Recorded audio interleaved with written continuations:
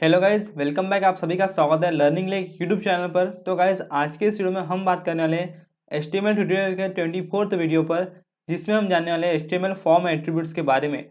तो सबसे पहले मैं आपको बता दूं, यदि आपने अभी तक इस प्लेलिस्ट को एक्सेस नहीं किया होगा जिसमें आपको सभी HTML के वीडियोज़ मिल रहे हैं, सभी ट्यूटोरियल्स यहाँ पर आपको मिलने वाले हैं इस यूट्यूब चैनल पर, तो जरूर से इस चैनल को भी सब्सक्राइब कर दीजिए ताकि आपको इसी तरह के वीडियोज़ यहाँ पर मिलते रहें।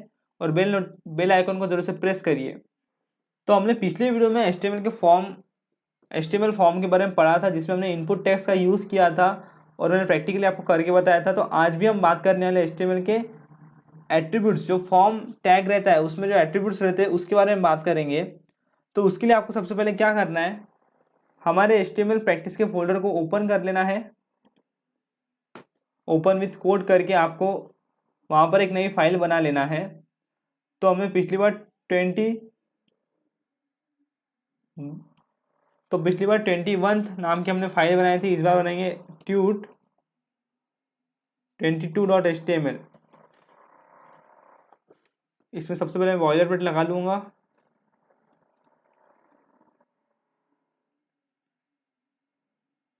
और यहाँ पर हम फॉर्म एट्रीब्यूट के बारे में आज देखने वाले हैं।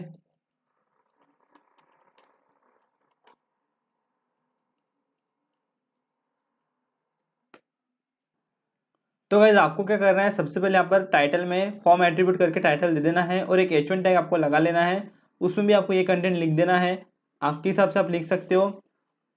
और उसके बाद में आपको गो लाइव हो जाना है और हमारी वेबसाइट इस तरह से लाइव हो जाएंगी। तो इतना आपको प्रोसेस कर लेना है, जैसे कि हम हर बार करते ही है। फॉर्म एट्रीब्यूट्स की बात करें तो इसमें सबसे पहले जो फॉर्म एट्रीब्यूट रहता है वो एक्शन, ये सबसे इंपॉर्टेंट एट्रीब्यूट है फॉर्म एलिमेंट का। तो दोस्तों एक्शन एट्रीब्यूट क्या करता है, action attribute defines the action to be perform when form is submitted. Action attribute कुछ एक्शन परफॉर्म करता है जब आप सबमिट बटन पर क्लिक करते हो।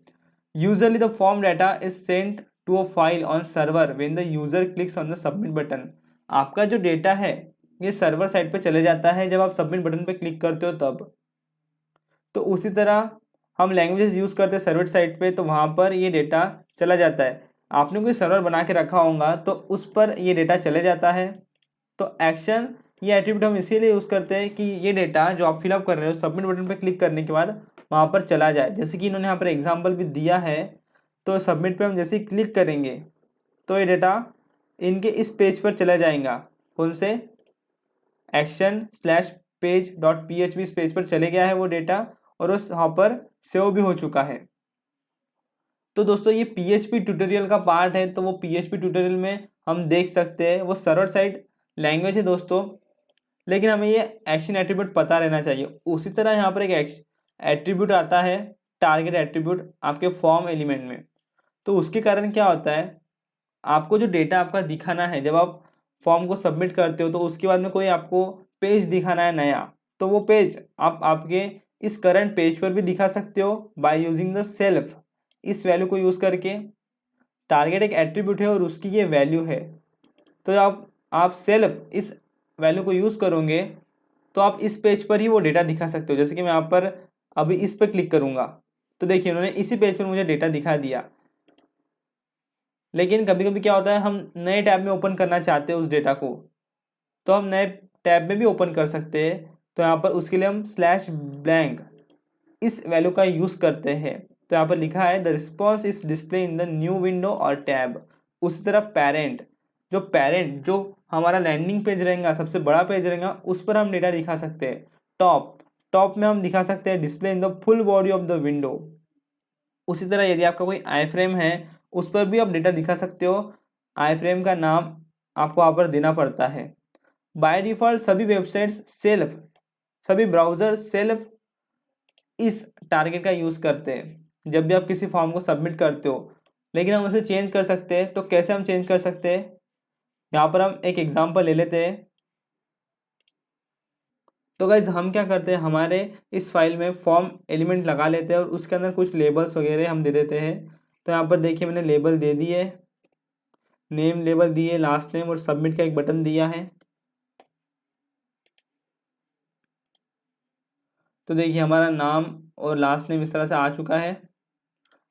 अब देखिए यहाँ पर आपको बाय डिफ़ॉल्ट आपका आईडी प्रोवाइड करता है एक्शन एट्रीब्यूट। तो हमने इसके बारे में अभी देखा, लेकिन हमारे पास कोई अभी सर्वर उपलब्ध नहीं है, इसके लिए हम क्या करेंगे, यहाँ पर कुछ देते नहीं है, वैसे हम दे सकते हैं। और उसी तरह हम यहाँ पर क्या कर सकते हैं, टारगेट इस एट्रीब्यूट का भी यूज़ करते हैं, जैसे कि हम इसे स्लैश ब्लैंक करेंगे।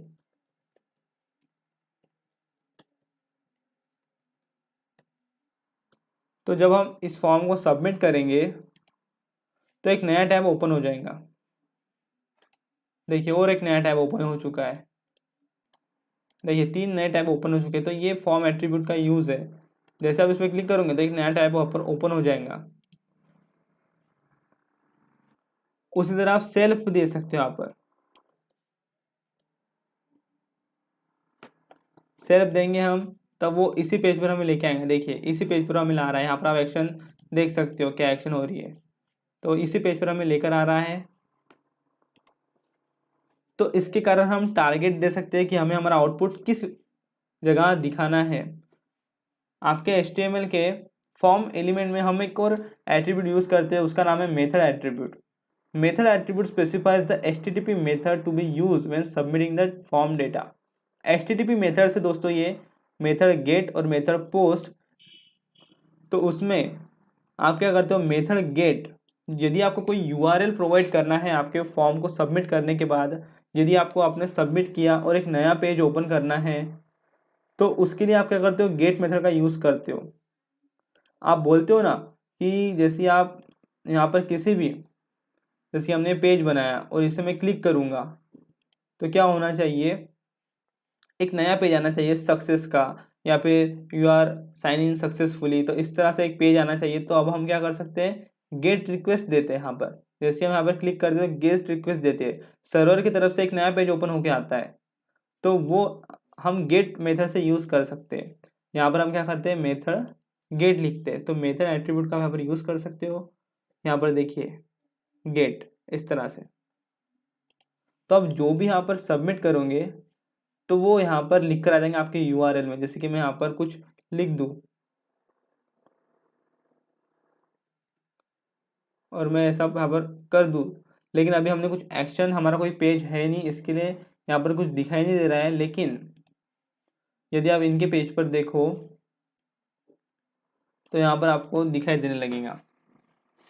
जैसे इन्होंने जॉन डो ये सबमिट किया, तो देखिए इनके URL पे इन्हें ये डाटा दिखाई दे रहा है, यानी कि ये डाटा चला गया है सर्वर साइड पर।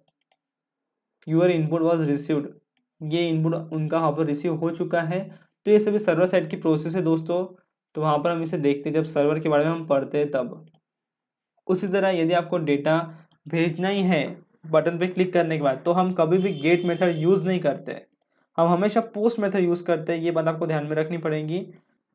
कभी भी गेट मेथड हम यूज़ नहीं करते डेटा को सेंड करने के लिए, क्योंकि वो आपका डेटा इस तरह से यहाँ पर बता देता है, URL में बता देता है। देखिए इसका नाम और इसका लास्ट नेम दोनों भी यहाँ पर दिखाई दे रहा है। तो सेंसिटिव डेटा यदि आपको सेंड करना है तो आप इसे यूज़ नहीं करोगे कभी। इसके लिए हम क्या करते हैं, हमेशा पोस्ट मेथड यूज़ करते हैं। यहाँ पर इन्होंने बताया भी है पोस्ट मेथड का एग्जाम्पल। तो देखिए उनका डाटा यहाँ पर सबमिट भी हो चुका है और यहाँ पर कोई डाटा दिख भी नहीं रहा है, क्योंकि ये पोस्ट मेथड है। हम इसे ज़्यादा बार यूज़ करते हैं सर्वर साइड पर। तो गाइस यहाँ पर आप हमेशा URL को सेंड करना है आपके डेटा के साथ, तब हम गेट मेथड को यूज़ करते हैं। और कभी भी हम सेंसिटिव डाटा और प्रोवाइड नहीं करते हैं। और उसकी कुछ लिमिट रहती है, आपको URL में कितनी कैरेक्टर्स देना है उसकी लिमिट रहती है, जैसे कि यहाँ पर आपको बताया है। तो उसके लिए हम कभी भी इसे यूज़ नहीं करते। हम हमेशा डेटा को सेंड करने के लिए पोस्ट रिक्वेस्ट का यूज़ करते हैं, और उसमें कोई लिमिट नहीं रहती कितने कैरेक्टर्स आपको सेंड करने हैं। तो हमेशा सबमिट करना हो यदि आपको कोई डाटा, तो आप इसे यूज़ करेंगे। The auto complete attribute, auto complete attribute के बारे में यहाँ पर आपको बता दिया गया है। गाइस इससे क्या होता है, आपने बहुत बार देखा होगा जब भी आप किसी यहाँ पर सर्च करोगे तो आपको इस तरह से डाटा दिखाई देता है। आपके सबमिट करने के पहले आपको यहाँ पर डाटा दिखाई दे रहा है, इसका मतलब है ऑटो कम्प्लीट इनका ऑन है। आपका ब्राउज़र आपको दिखा रहा है खुद से। देखिए यहाँ पर लिखा है when auto complete is on the browser automatically complete values based on the values that the user has entered before. यदि मैं यहाँ पर एक बार फॉर्म को फिलअप कर दूँ, सबमिट कर दूँ, तो ये फॉर्म यहाँ पर सबमिट हो चुका है। उसके बाद मैं रिफ्रेश करूँ तो ये मेरा ब्राउज़र मुझे फिर से वो वैल्यू दिखाता है यहाँ पर। तो आप जो भी डाटा यहाँ पर पिछली बार डालोगे तो आपका ब्राउज़र आपको ऑटोमेटिकली वो दिखाएगा। तो उसके लिए हम यहाँ पर ऑटो कंप्लीट एट्रीब्यूट का यूज़ करते हैं, हम उसे ऑन रखते हैं हमेशा। तो ये भी एक इम्पोर्टेंट एट्रीब्यूट है। उसके बाद में आता है नो वैलिडेट एट्रीब्यूट। ये बूलियन एट्रीब्यूट है। तो उसमें क्या होता है, बूलियन रिटर्न करता है। तो यदि आपका इनपुट डाटा वैलिडेट है तो वो आपको ट्रू रिटर्न करेगा, अदरवाइज वो आपको फॉल्स रिटर्न करेगा सबमिट करने के बाद। यहाँ पर इन्होंने एग्जाम्पल भी दिया है, जैसे मैं यहाँ पर कुछ भी डाल दूंगा ईमेल, तो ये मेरा ईमेल तो है नहीं, तो ये ईमेल हमें यहाँ पर मिल गया है, लेकिन ये ट्रू नहीं है तो फॉल्स आपको सर्वर साइड पर बता देता है। या फिर हम इसे देख भी सकते हैं सर्वर साइड पर, लेकिन हमें देखना पड़ेगा। तो गाइज ये आधे से ज़्यादा इसमें के फॉर्म एट्रीब्यूट हम सर्वर साइड लैंग्वेज पर यूज़ करते हैं ज़्यादा से ज़्यादा। जैसे कि यदि आप जावा में भी कर सकते हो तो वो हम सब वहाँ पर यूज़ करते हैं। गेट पोस्ट रिक्वेस्ट हम यूज़ करते हैं, उसके लिए आपको बैकएंड आना बहुत ज़रूरी है। एक्शन एट्रीब्यूट हमने देख लिया, टारगेट एट्रीब्यूट आपने देख लिया। तो इस तरह से आप यहाँ पर पढ़ भी सकते हो। मैंने आपको इन्फॉर्मेशन यहाँ पर बता दी है। मेथड गेट और पोस्ट मेथड का आप यूज़ कर सकते हो, लेकिन ये सभी दोस्तों आपको सर्वर साइड लैंग्वेज पर करना पड़ता है। तो PHP आपको सीखना पड़ेगा। तो सभी बैकएंड लैंग्वेजेस आपको वहाँ पर ध्यान में रखना पड़ेगा, और वहाँ पर हम ये सब काम करते हैं। जब भी आप फॉर्म को सबमिट करते हो तो सभी प्रोसेस वहाँ पर होती है। तो ये जो आपका फॉर्म है, हमने जो फॉर्म बनाया है उसमें हम सब ये एट्रीब्यूट्स का यूज़ करते हैं, जिसके कारण आपके सर्वर को भी मदद होती है। तो इसके लिए क्या करना है, आपको ये पता रहना बहुत ज़रूरी है। तो इसके लिए मैंने आपको इस वीडियो में बता दिया है। तो गाइज आज की वीडियो में इतना ही। यदि वीडियो आपको अच्छा लगा तो जरूर से लाइक करिए, आपके दोस्तों को शेयर करिए और चैनल को सब्सक्राइब कर दीजिए, ताकि आपको इस तरह के वीडियो यहाँ पर मिलते रहे। मैं मिलूंगा आपको अगले वीडियो में, तब तक के लिए जय हिंद, वंदे मातरम।